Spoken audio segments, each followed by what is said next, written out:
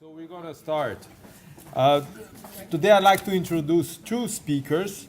I have to bring a little cheat sheet here because the CVs are so long and so much information.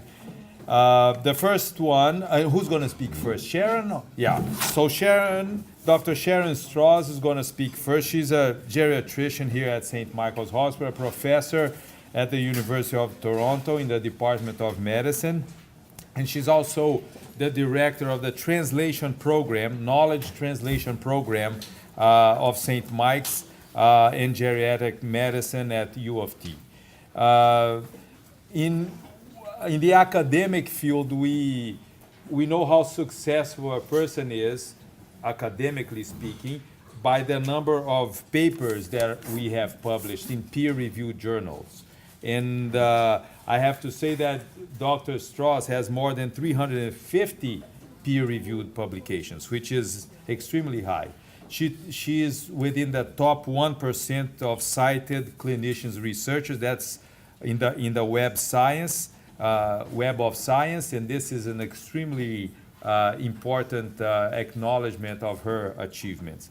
She has received numerous grants and awards for teaching, research, and mentorship, which is also a very important recognition for an academic physician.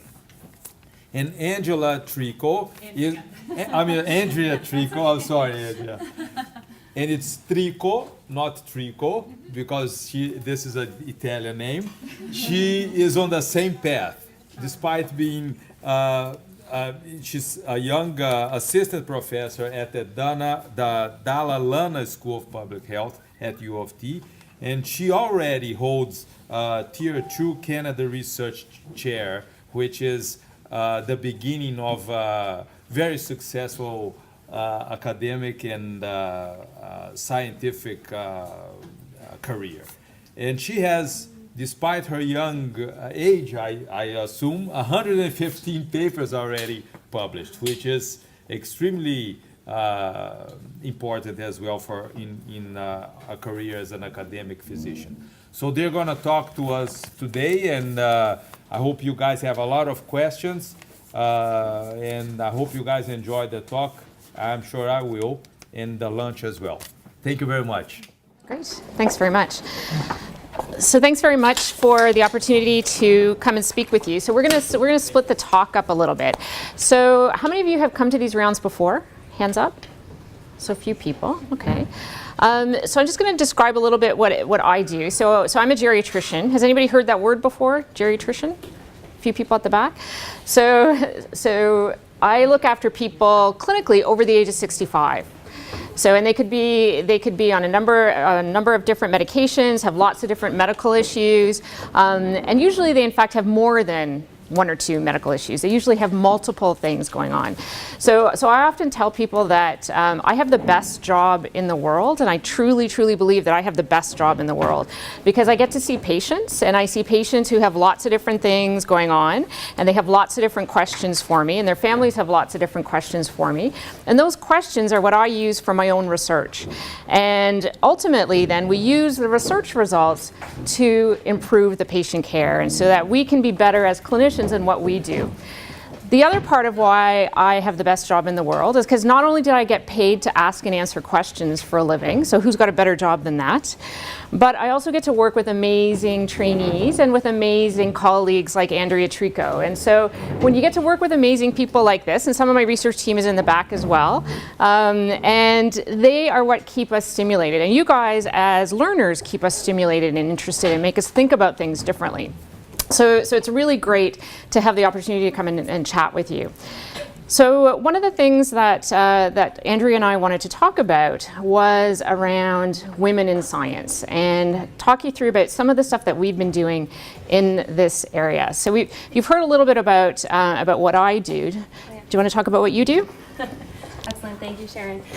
So I am not a clinician. I have a Master's of Science in Epidemiology. Does anyone know what epidemiology is? Okay, at the back. What is it?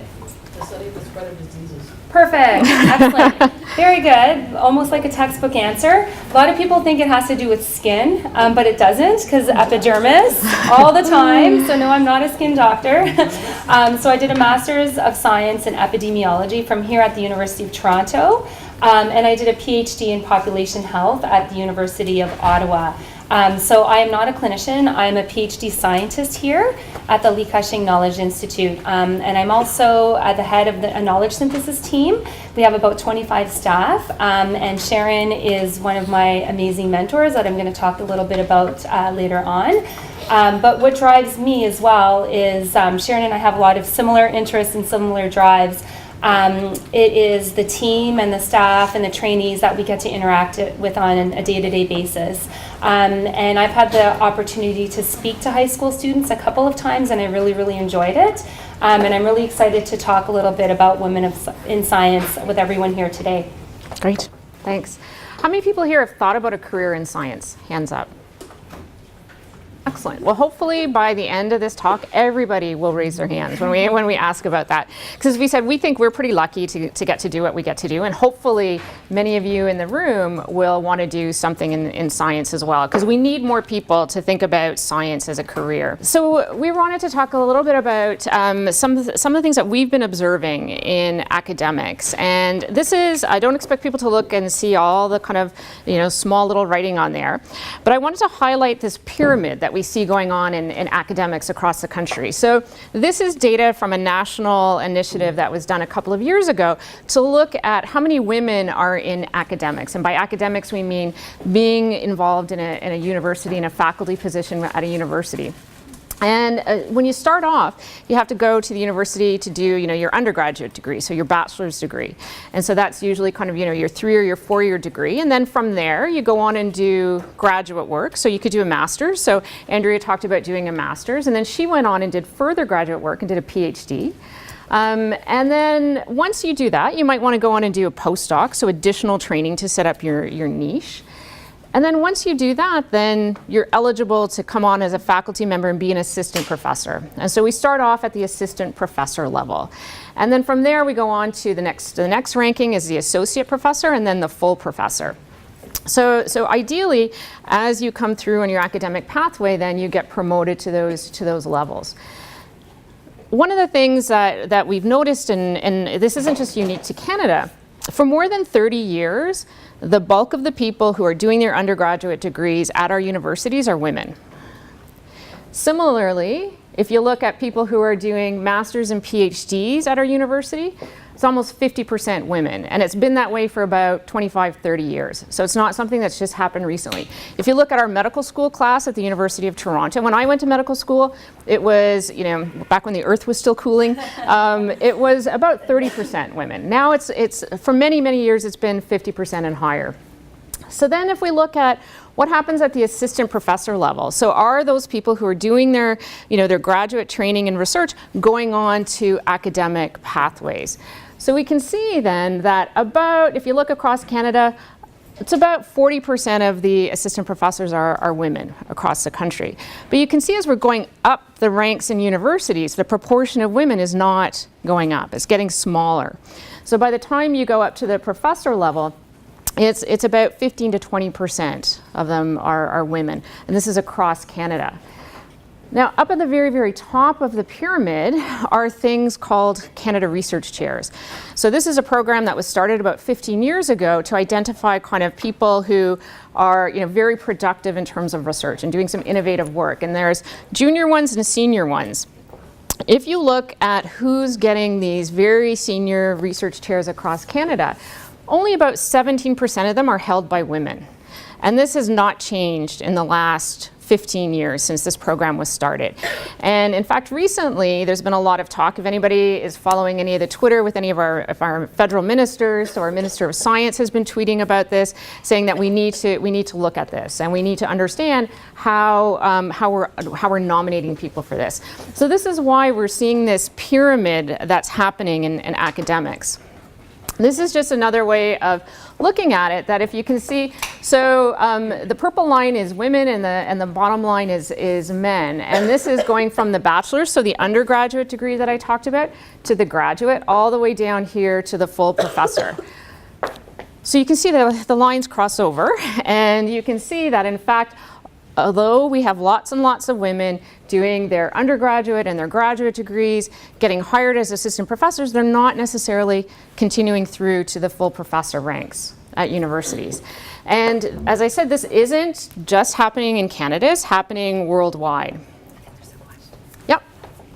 With these figures, and you're saying research positions, now is this focusing on life sciences, or is it more broadly like geology, physics, astronomy? Yep. What is it focused on? Life sciences? So the slide that I just showed you before was life sciences, but you actually see it's even worse for some of the other areas, right? So if you look at things like engineering, computer science, physics, it's even worse. So we're actually, relatively speaking, better than some of those areas. So imagine that then. So imagine what the figures would look like in those areas. So this is a study that came out just in the last year, where the CIHR is the funding agency in Canada that funds us to do research. So we put in project ideas, and then they fund us to do research. And so Robin Tamblin, who's the scientific director there, did a study where she looked at, let's see everybody who got funded by a national research grant in Canada. And let's look at, is there a difference between ones that are funded by men and women? Is there a difference in who's successful? So don't expect anybody to look at the numbers, but I wanted to highlight that women less than 45 years of age were much less likely to get funded than men in the same age category. And overall, women were much less likely to get funded than men. So again, this isn't unique to Canada. It's been seen worldwide. It's been seen in the NIH, which is in the US. It's been seen in Europe and Australia. So this is the most recent data from the University of Toronto. So this is looking at data from 2004 to 2014-15. And this is the percentage of female full-time faculty. So on this axis, we have the percentage of females, and then each one of these is a different year. Now the lines, this one is the full professors. Then we've got the green is associate professors, and the purple is assistant professors. So what do you guys notice about the lines? Pretty flat, aren't they? So really, we really haven't changed that much in the last 10 years, have we? So we're not seeing an increase in the number of women being, not a dramatic increase. So this is across all full-time faculty at the University of Toronto. So what about in terms of clinical faculty? So, because as I mentioned, I'm a clinician, so what about on the clinical faculty? What does it look like?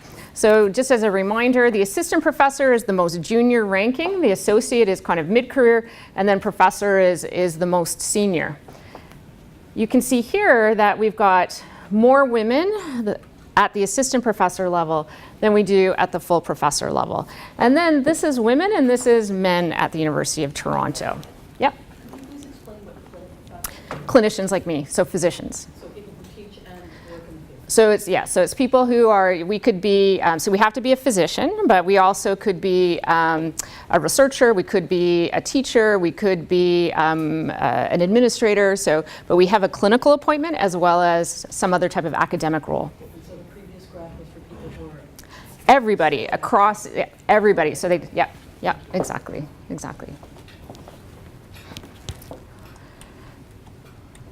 So then we've talked about kind of what's happening at the national level. Now we've talked about what's happening at the University of Toronto level. So what's happening here at St. Mike's? So Andrea and I work here at St. Mike's, and so we work here at the Research Institute, as well as I work at the hospital across the road.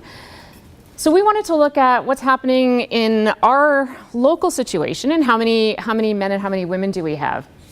So we have about 206 scientists. And what do you notice in this pie chart? Sorry? Percentage of females is much less. Yep, exactly, great. So smaller percentage of women than men, isn't it? So that's kind of one of the big things that we were kind of interested in looking at then, to try and figure that out and see if we could kind of sort through why this might be happening. So there are different types of scientists. So I mentioned that I'm a clinician scientist because I see patients and I do research. Andrea mentioned that she's not a clinician, so she's a PhD scientist, and she would be in this category called an employee scientist. So, and then we've got people who are associate scientists, and so these are people who maybe work somewhere else and then are attached to our institute as well. So we broke it down into clinician scientists and employee scientists. So you can see here's the clinician scientists, so people like me, and then employee scientists, so people like Andrea. What do you guys notice about these? And so again, blue is a proportion of men that are men, and red is proportion that are female. Are they the same? The males are a lot higher. Yep. Yep, exactly. So there's gaps, right? So there's gaps, and it's different between the different categories. So absolutely, and in fact, this is something again we've seen at other research institutes across the city. So then we wanted to look at what happens at rounds, because we have rounds like this. So these are the popular science rounds. We also, in academics, we love rounds. So we love to talk, and we love to kind of chat about things, and we have lots of different types of rounds. So this first category here are research rounds that we have. So these are called clinical epidemiology or health services research rounds. These second ones are the Keenan research rounds, which are kind of more basic science, lab type of medicine, where they do things with animals or kind of cells, things like that. Then we have medical grand rounds. So this is where we as physicians come together and we talk about things and we present topics on things. And then you guys are the popular science rounds. So we wanted to look and see how often do these rounds happen where there's at least one woman presenting? Because these are an opportunity for people to be exposed to role models, right? To see people that maybe I want to have a career like that person. So we wanted to look and see, are women being offered these opportunities? Are women presenting at rounds? So again, the red is the proportion that had at least one woman present, and the blue is the men. So what do you guys see as you look at these different rounds? Are they equal? Sorry? No, they're not, are they? So, and it's different according to the different rounds. And you can see probably if we look overall at all of these, probably the ClinEpi and the health services research rounds probably are the closest in terms of ensuring that, that women are represented in terms of presenting. Basic science rounds, you can see have the smallest proportion of women presenting at these rounds. And then these rounds that we're doing today have teeny tiny percentage of women. Yep. So what was happening in 2012 that it was consistently higher in each of those groups? Or were there more classes on how to write grants properly, or so more funding available, or what was going on in 2012? So in 2012 here, there were a lot more rounds. It was around when they had a bit of a transition here. So they actually had more rounds that were available at that time. So. And in fact, this one and this one, that's what happened. The Keenan research rounds, the number of rounds actually stays pretty much the same from year to year. And just to highlight this, there's the smallest number of rounds obviously in this group. So there's about 9 to 10 a year, I guess. And in the first year, I think there was only one. So just to highlight that when we're thinking about rounds and things, we want to make sure that we represent all the people that are out there. So what do you guys think? Are you surprised by these statistics? So I want you to chat for 2 minutes with the person next to you and think about what's your impression of this, and can you think of any factors that would explain the gap that we see? Okay, so I'm going to give you 2 minutes to talk about that with the person next to you, and then we'll come back. So thanks. And I'm going to hand it over to Andrea. Excellent. Thank you. Thanks, Sharon. Thank you so much. You guys are a really, really bright group. And so you guys basically have presented the rest of the presentation. So I'm going to go now and enjoy my lunch. Just joking. No, but you guys have brought up a lot of the issues that I'm going to chat about. So thank you for that. So when you hear the term gender equity, what does that make you think of? So what kind of things do you think of when you hear gender equity? What does gender equity mean to you? Some volunteers? Gender equity. Yes? Putting things in place that make the genders more equal playing fields, even if you're not giving the same support to both sides, but like, at the end of the day, you want them to have equal opportunities. Perfect. Excellent. So that's exactly it. So this is the definition that we like. So in an academic setting, it means that men and women enjoy equal opportunities for education, employment, success, advancement, recognition, compensation, and satisfaction. So that is gender equity. But as we're seeing, we don't necessarily have gender equity right now, okay? So what are some explanations that could potentially explain this gender gap that Sharon was showing you? And we've kind of talked about some of these explanations here already. You guys have already kind of provided some of these answers. So one of them, do we think it's a pipeline issue based on what Sharon has presented to us? Well, actually, women make up over 30% of new medical students, and this has been since 1980, and they receive 50% or more of PhDs in biology and behavioral sciences. So it's actually not a pipeline issue. So perhaps it's a lack of talent, right? So perhaps, females are not as talented as males. Well, research has shown that female scientists and engineers make important contributions. And when it comes to leadership, there's actually very little difference between male and female leaders. So it's not a lack of talent. Perhaps it's a lack of interest or commitment. Again, research shows that male and female faculty have the same levels of commitment as well as interest to their careers. So again, we don't feel that this is a reason. So there's been some research that shows that work performed by women is actually rated lower than work that is performed by men, regardless of women or men who are rating it. As well, science faculty in one study rated a male applicant as more competent, hireable, deserving of mentorship, and worth a higher salary than an identically credentialed female student who they actually found to be more likable. So we see here that there is something else going on. The simple solutions or the simple reasons actually have been discounted. So the National Academy of Sciences convened a group of scientists to look at all the research and see how can we explain this gender gap that we're seeing in science. And they concluded that it is not a lack of talent, but it's actually unintentional biases and outmoded institutional structures that are hindering the access and advancement of women. So that's exactly what we were all discussing a few minutes ago, and exactly the same realization that most of you here have come to today. So here's some examples of some common stereotypes, right? So men can't ask for directions. Canadians apologize for everything. If you're Canadian, you just automatically love hockey, right? So these are some stereotypes that we have culturally as well as socially. So if we think about the impact of stereotypes, we had two great examples here in the room of where gender stereotypes has affected somebody's life. Has anyone else experienced any type of gender stereotyping in their life? Just raise your hand. Yeah. Yeah, so we're seeing that. I'm seeing a lot of females here raising their hand. Would anyone want to share how that made them feel? Not very good. It's Yeah. kind of normal. Yeah. Like, I don't mean that in any way. No, It is. Like, you just, so yeah. brought up at the job interview, like you got asked, you said, if you're going to have children and what age you are. And I was like, oh no, I still get asked that. I'm in a Yeah. reasonably female-dominated profession.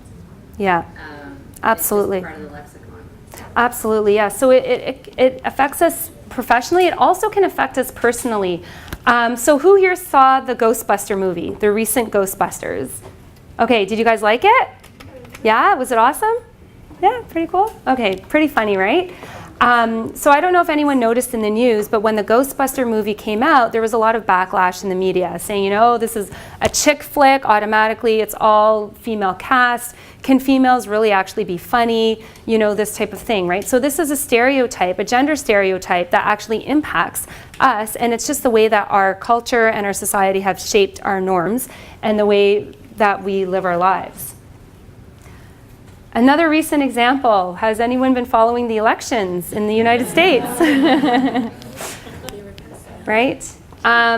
So unfortunately, our model of an ideal leader is stereotypically based on male traits, right? So when we think of a leader, oftentimes within our society, we think of characteristics that are demonstrated by males, right? So a woman who is ambitious or competitive can be labeled as hostile or unlikable. So if we think about Hillary Clinton, her ratings, you know, are quite good until she runs for anything. As soon as she runs for something, her popularity goes right down.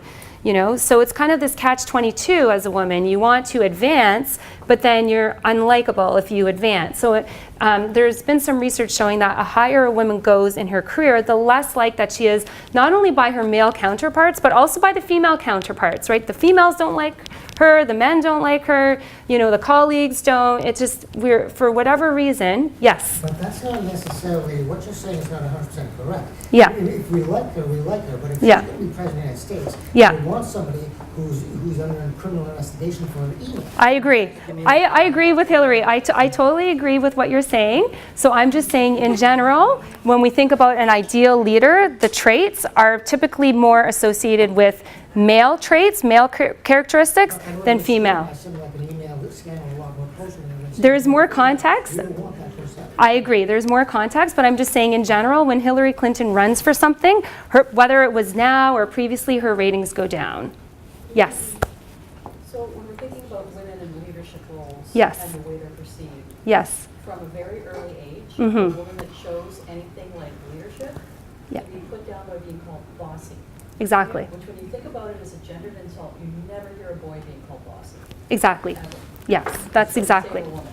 Yes, absolutely. I Yes, think this whole idea kind of relates to like the glass ceiling effect. absolutely. You can't really go up that ladder. Exactly. Like the role, like the higher roles. Absolutely. And that's exactly what Dr. Straus was showing at the start, right? So when we had that nice pyramid, that's actually a glass ceiling. Exactly. Great. So perhaps these stereotypes that we have culturally, socially, are leading to unconscious bias, which again was brought up earlier. So unconscious bias are implicit attitudes, stereotypes, motivations, and assumptions, and they actually occur without your knowledge, without your control, or without your intention. So they just kind of happen. It's kind of like just normalized, right? So it's kind of a habit of the mind. So your personal experience interfere with your intentions, right? And this can happen for gender, this can happen for race, this can happen for age, right? There's ageism as well, right? And so if we are biased, it doesn't mean that we're bad people, because it's actually happening unconsciously, right? It's very difficult to control. We can't control it, and we're all susceptible to it because we're all members of society. And has anyone here heard of the Harvard Implicit Association Test? Yes. Did you do it? No. Oh. I'm like all ears. Oh, okay, excellent. I hear all about it. Okay, I think someone in the back. Yes. Is that the one where they show you a picture and you have to match it to a word? It's not a picture, but it's words that come up on the screen. So it's about a 5-minute test. If you Google this, you can take the test later today. So words come up on the screen, and you have to say whether you associate that with a male or with a female. So, and you have to do it really fast, and it's trying to get to your unconscious and trying to see if you might have a favoritism towards a male in a leadership position or towards a female in a leadership position. So it's showing you all kinds of words for leaders, and then they're trying to see whether you would associate that with a male or a female. So it's quite interesting test. Suggest everyone take it, 5 minutes, and it's trying to see whether unconsciously we have this stereotype, or whether we have this kind of gender bias unconsciously. Here's another study that was done. So this was done in the United States in the early 1990s. So this was a linguistic analysis. And what they did is they looked at letters of references. So we had 222 letters of reference that were written for male candidates, and there were 89 letters of reference that were written for female candidates. And what they found was that on average, male letters of reference had more standout adjectives than women did on average. So these would be things like excellent, superb, outstanding, unique. Whereas female letters of references were associated with more terminology such as hardworking, conscientious, dependable, so these kind of grindstone adjectives. And regarding doubt raisers, so this would be things like hedges, kind of faint praise. Again, we see more of these doubt raisers in the letters of reference to females than males. References to personal life, we saw more in females than males. Mentions of research, accomplishments, achievements, more likely in the letters of reference for males than females. So we're seeing here, if we're applying for different grants, if we're applying for different awards, academic achievements, and the letters of references are biased for males versus females, we're seeing that that could be very hard for a woman to break through that glass ceiling. When you're a committee and you're reviewing the letters and you see words such as outstanding, excellent, superb, and then for the counterpart you're seeing hardworking, dependable, that could potentially bias your decision to hire a particular individual. So as mentors, we have to make sure that we write amazing letters of reference for people who are deserving of it, obviously, and make sure that we're using these standout adjectives for females as well as for males. So if the female deserves those standout adjectives, we use those. And the same goes for males. So I think we can pause here for a few more, for a little discussion about what you guys think. So you guys are all the scientists of tomorrow. So what do you think that we can do here as scientists? What can we do as an institution? How can we come together to make sure that when you come here in the next 10, 15 years, that there will be no more gender gap, or that the gender gap has been reduced? So maybe we can spend 1 or 2 minutes talking with your partners beside you, and then we can come back to discuss this a little bit. Okay, I think we're going to get back to it because we have a few more things to cover. Hello. Hi, I'm really glad that everyone is so engaged. This is wonderful, but now we want to hear from you, all of your fantastic, brilliant ideas and how we're going to change the world. We can do this. So maybe we can get a few people to volunteer some of their potential solutions, suggestions. Yes? We talked about different specifics, like you had male maternity leave, like a year as well. Yeah. So they're kind of like spreading the burden across both genders. If you have an applicant or male applicant, not automatically assuming that the woman might have a child, but males have a child and go maternity leave for a year. Excellent. So giving the woman more support at home, and then you're Yeah. home to this kid. Yeah. It seems to like spread the burden and just make it easier for everyone. Perfect. So paternity leave for fathers. Excellent. Yes. In other countries, like in some Scandinavian countries, I think they have that, where there's Yeah. a certain amount, there's a block of parental leave that's offered, and either partner, Yes. either gender can take it. Absolutely. Same-sex couples. Yeah. And also, there's far more accessible daycare. Absolutely. Yeah. Brilliant. They have that at St. Mike's here already. Yeah. There's a year paternity. Yeah, I think there is. Absolutely. I think just maybe socially, culturally, not a lot of men are taking the paternity leaves when they are available to them. I know some colleagues who did take it. They thought it was amazing, really rewarding, that type of thing. My husband's in the banking sector, so he was nervous to do that when we had our kids. But absolutely, some people may choose to or not do it, depending on how comfortable they are with that. Yeah, no, that's great. Was there some other, yes? I apologize if now we're like dragging that, but I'm going to comment because we had our child in Sweden, and Yeah. of the 480 days you receive for parental leave, 60 of them are only for the father. Right. So it's mandatory, and Yeah. I'm just saying that as a comment because it forces both parents into that role. Absolutely. And it helps to become more culturally acceptable because Yeah. only about 10% of men take parental leave. Absolutely. And we call it maternity leave. Like I trip over my tongue as I say parental. Yeah. But I think Yes. you address gender gaps institutionally and culturally when you also start to address them at home. So sometimes it's looking at gender roles assigned in the house. Most women still do childcare, most women still do the housework. Yeah. Experience aside. So sometimes it's just like seeing the male figure at home do that opposite role, have them wash the dishes, have them sew and fix the clothes. Yeah. And then you bring up kids more in light, or like, you know, that kind of thing, and that bleeds over into broader society. Yeah, that's brilliant. Excellent. Thank you so much. Very good. Completely agree. Excellent. So in terms of the research that we've been doing, there are some strategies that we have found, and some of them you'll see are very similar to what the great suggestions that you've mentioned. So systematic recruitment processes. So making sure when you recruit a scientist that it's fair, it's transparent, making sure that you have gender balanced committees to select whether it's going to be a male or female who's going to actually take the role, right? So trying to do advertising widely for different positions, right? So systematic recruitment processes when we're recruiting for faculty.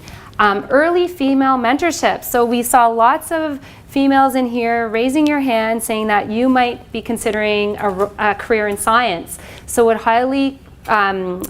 would highly recommend for you to reach out to scientists that you've met today or scientists that you've met through coming to these rounds or other types of experiences that you've had. There is an event in Halton called Women as Career Coaches. I'm not sure if anyone here has heard of it. But it's basically a night where you can actually meet and sit at tables with scientists and other women who are in career positions, and you can get some mentorship from them. You can email them later on and try to find some early mentorship. So it's trying to identify future career scientists and trying to mentor them early. Yes? I'm sorry, what did you say that was? It's called Women as Career Coaches. Yes. Yeah, so it's a night. I believe it's open to anyone in Ontario, I believe, and you can come and meet with different, they match you with the mentees, which would be the more junior, with the mentors. Yeah. And then other examples are institutional support for work-family balance, right? So things that we talked about before. So providing more support for whether someone is going to take a leave, whether it's going to be the female or the male who's going to be taking a leave. Hiring part-time staff when faculty take a leave, hiring volunteers to try to fill the gap so that it's not so overwhelming when you do take a parental leave. So these are some of the solutions that we found, and it does seem that our research institute is working to implement some of these, which is really, really great to see. So before I end today, I just wanted to chat a little bit about mentorship. So who here, you kind of heard us talking a few times about mentorship. Has anyone ever even thought of having a mentor or even considered a mentor at this point? No, yes, no, okay. Right, so mentorship is so important, and we need mentors at every stage of our career. So we need mentors when we're doing our education and our training, when you're a student. We need mentors when you're junior faculty, even senior faculty, right? So when you have a mentorship relationship, it actually goes both ways and information flows both ways. And it's satisfying not only for the mentee, who's a more junior person, but also for the mentor.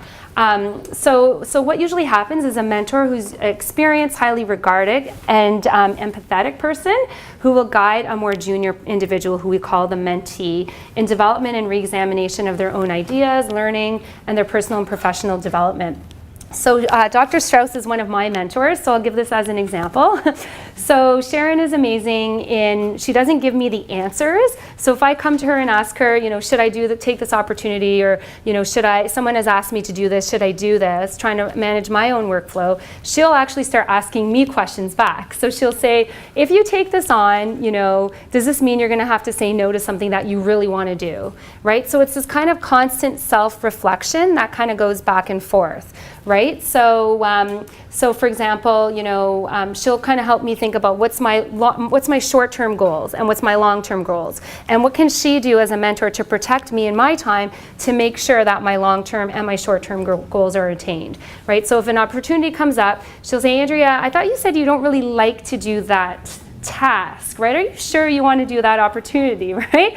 How can, when we meet, she says things to me like, how can I make sure that you're doing more of the things that you love and doing less of the things that you don't like, right? So that's an example of an amazing mentor, and that's kind of something that we all need at every stage of your career. Even when you're a senior person, you could always use a mentor, and you're going to have different types of mentors throughout your careers. So unfortunately, less than 50% of graduate students have a mentor, and in some settings, less than 20% of faculty have a mentor. And there's also a perception that women have a more difficult time finding a mentor than men. So the reason that we should care about this is because academic clinicians who are mentored have been found to be promoted more quickly, and they're more likely to stay at their academic institutions. And it also impacts mentors as well. So when you heard Sharon and I talk at the beginning about what our job is, our role is, and what do we love about our job, we both said we love mentorship. We love interacting, dealing with our trainees, dealing with our staff, you know, helping them advance. I think that Sharon is happier when I succeed than I am. Sometimes she's the first to call me right away if I got a grant or if I got an award. You know, I can see like she's truly happy for me and wants me to succeed and wants me to be happy. And that's what an ideal mentor is, and it's very satisfying, I think, when you're a mentor and you see your mentee actually reach their full potential. I don't think there's anything that would be more rewarding or satisfying than that. So it actually goes both ways. So I think we have a few minutes for discussion, but before we conclude, there are some acknowledgements that we have to make. Patricia, maybe Patricia can stand up. So thank you so much, Patricia. She helped us with the Prezi here. The photographs were courtesy of some of our individuals here at St. Mike's, as well as our Mind the Gap research team, which helped us with the content. I won't name everyone here. Also the leadership of our hospital, and I do want to point out Erica, who's over in the room. So thank you so much, Erica, for all your support and for helping gain insight into this initiative and supporting it. Really appreciate it. So my team at the back, wave your hands back there. Thank you so much, and want to thank CIHR for all of their funding and support, as well as our Research Institute.